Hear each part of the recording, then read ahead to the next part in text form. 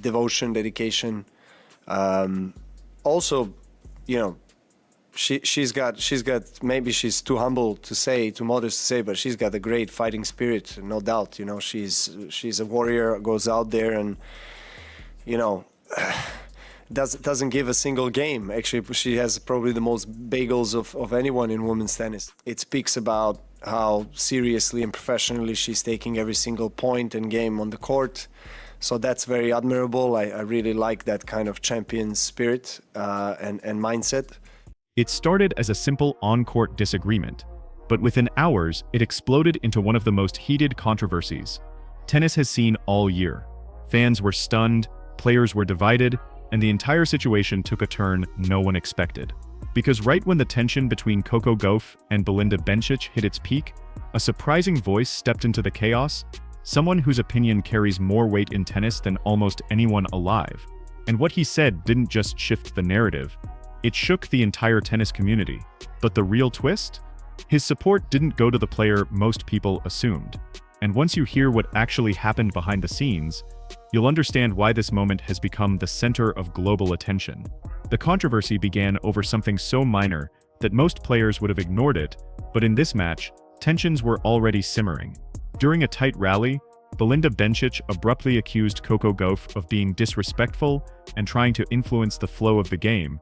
It wasn't a dramatic outburst, just a sharp accusation delivered at the worst possible moment. No, yeah, I would be lying to you if I said I had no reservations. Obviously, you guys know who I am and the things I speak about, and I was pretty much on almost every player call that I could make. Fine, ready to serve. They don't need to cheer. No one's talking to you. She's talking to me, okay? I haven't started. Your team is chanting.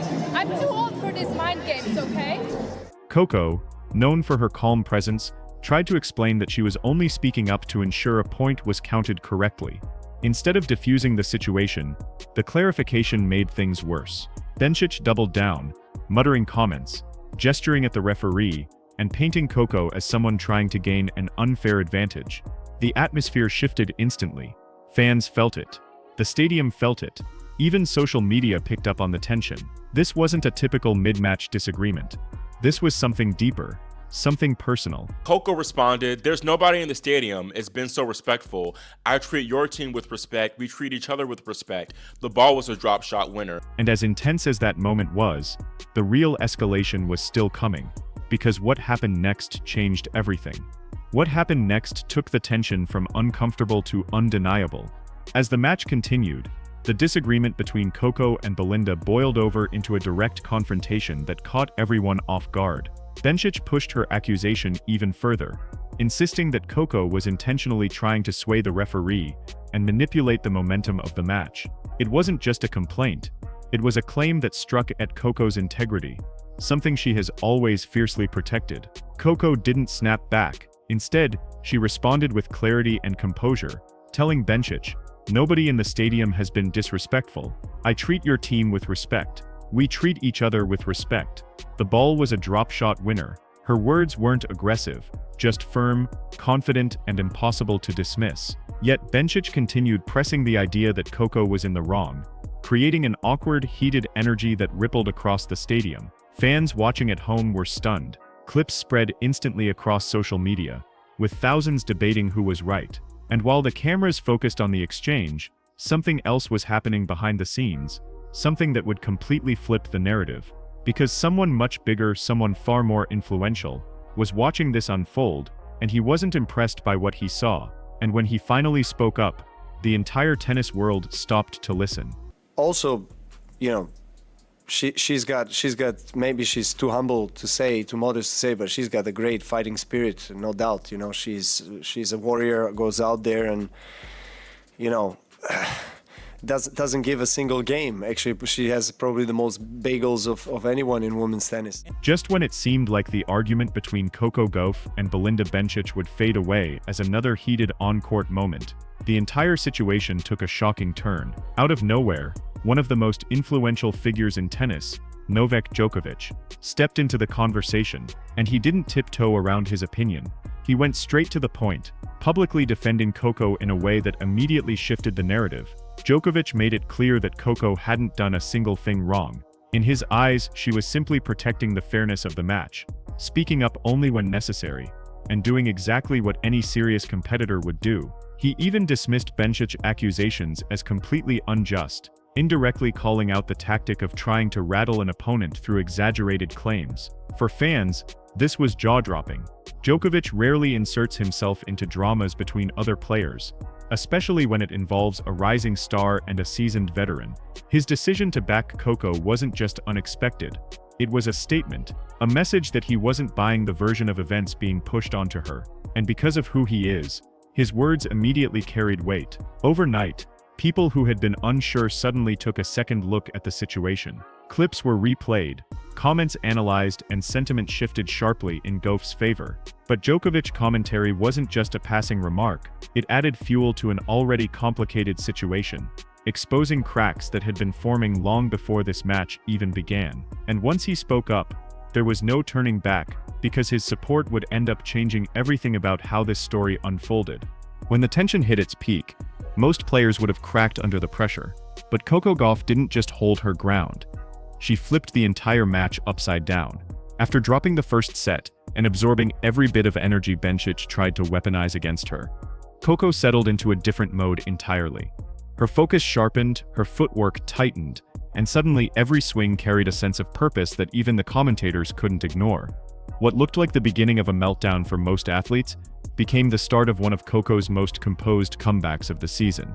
Point by point, she dismantled the momentum Bencic thought she had built. Every time Belinda tried to disrupt the rhythm with comments or gestures, Coco answered with cleaner shots, louder winners, and a level of maturity far beyond her age. She didn't match the energy, she eclipsed it. By the second set, the crowd could feel the shift. By the third, it was undeniable. Coco had taken control of the match, the moment, and even the narrative that Bencic had attempted to twist. But the victory wasn't just physical. It was emotional, mental, and symbolic. Coco showed she could take hostility, pressure, and subtle attempts to shake her confidence, and turn all of it into fuel. And the best part, she didn't celebrate with arrogance or pettiness. She walked to the net, handled herself with grace, and made it clear afterward that she had no intention of disrespecting anyone. She simply refused to let anyone derail her. And while fans were still processing Coco's powerful turnaround, the tennis world began to notice something deeper. This wasn't the first time she had faced unfair treatment and stood her ground. Long before the clash with Bencic, Coco Gauff had already shown the world that she wasn't afraid to speak up when something felt wrong on the court. One of the clearest examples came during her intense match against Laura Siegemund at the US Open, a moment that instantly went viral because of how blatantly unfair the situation seemed. Throughout the match, Siegemund kept slowing down play, taking long pauses between points, and disrupting the flow in ways that pushed the limits of the rules. Yet, the referee stayed silent, refusing to call out the delays, even as they piled up. Fans watching were confused, commentators were stunned, and Coco, who had stayed patient far longer than most players would, finally reached her breaking point. She confronted the referee directly, and told her exactly what everyone else was thinking. The rules weren't being enforced fairly. The crowd erupted the second she spoke. They cheered her for standing up for herself, for calling out the obvious bias, and for refusing to let the situation slide. Even though speaking out like that can shake a player's composure, Coco didn't flinch. She made it clear that consistency mattered, that respect mattered, and that she wasn't going to let a slow play tactic derail her. And the most powerful part, the longer the match went on, the more the crowd's support pushed Coco forward. Every shout, every clap, every bit of energy in the stadium only fueled her confidence. When Siegemund later broke down in the press room, claiming she had been wronged, the narrative didn't land the way she hoped. Fans weren't buying it. They had already seen what happened with their own eyes, and they knew Coco had simply asked for the fairness every player deserves. This entire moment became another example of something larger, that Coco Gauff wasn't just a talented player, but someone who refuses to let unfair treatment slide, no matter who's on the other side of the net. And it's exactly this history of standing her ground that made Novak Djokovic's support hit even harder when he entered the conversation. Once the match ended and the dust settled, the spotlight shifted from the court to the conversation surrounding it.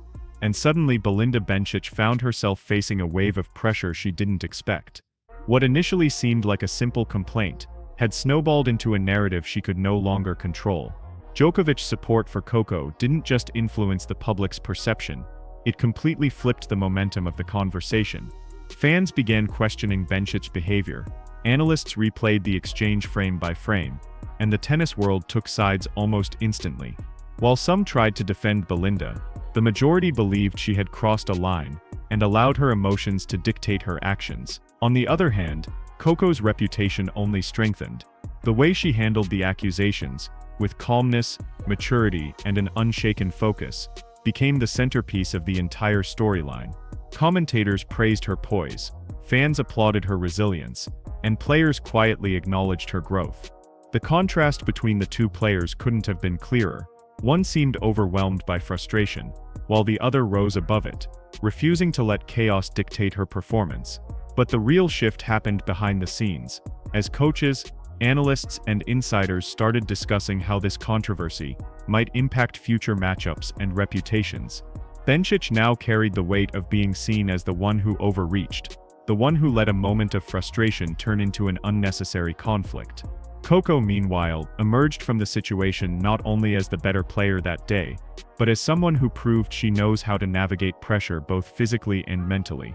And with Djokovic's powerful endorsement hanging in the air, the narrative only grew stronger. Coco hadn't just been defended, she had been validated. When the dust finally began to settle, something much larger came into focus. This controversy wasn't just about one heated exchange, or a single disagreement between two athletes. It exposed the fragile balance of narratives, perception, and power that shaped the modern tennis world. The way fans immediately picked sides, the way commentators shifted their tone once Djokovic spoke up, and the way social media turned a routine match into a global debate, all revealed how quickly the truth can get buried under emotion, pressure, and personal bias. Djokovic's involvement didn't just defend Coco, it forced everyone to reevaluate how easily a story can be twisted, especially when frustration or competitiveness pushes a player to say something they later regret. At the same time, the situation highlighted how reputation plays an enormous role in how players are treated. Coco's history of composure, fairness, and maturity made her defense believable, while Bencic's escalating comments and attempts to reframe the narrative only added more fuel to the backlash. It became a reminder that in a sport where every moment is broadcasted, and every reaction becomes a headline, a single misunderstanding can snowball into something massive. And with tensions rising, relationships shifting, and a new spotlight on fairness in officiating, one thing has become clear: the impact of this moment will be felt long after the match itself fades from memory. Looking back at everything that unfolded, it's clear this wasn't just another courtside misunderstanding, it became one of the defining storylines of the season. What started as a brief spark between Coco Gauff and Belinda Bencic grew into a full-scale controversy that forced fans, players, and even legends of the sport to pay attention. Coco's calm under pressure, her willingness to speak up, and her ability to shift the entire momentum of a match showed a level of maturity far beyond her years. And when Novak Djokovic stepped in, it didn't just validate her actions, it reshaped the entire conversation. His words exposed how quickly narratives can twist, and how easily a player can be misrepresented when emotions run high. For Coco, this moment strengthened her reputation as someone who refuses to be shaken, no matter how chaotic things get. For Bencic, it created a wave of scrutiny she never expected. And for the tennis world, it was a reminder of how thin the line is between tension and turmoil. With the season still unfolding and rivalries only getting sharper, one thing is certain: this saga is far from over, and the next chapter might be even more intense than the last.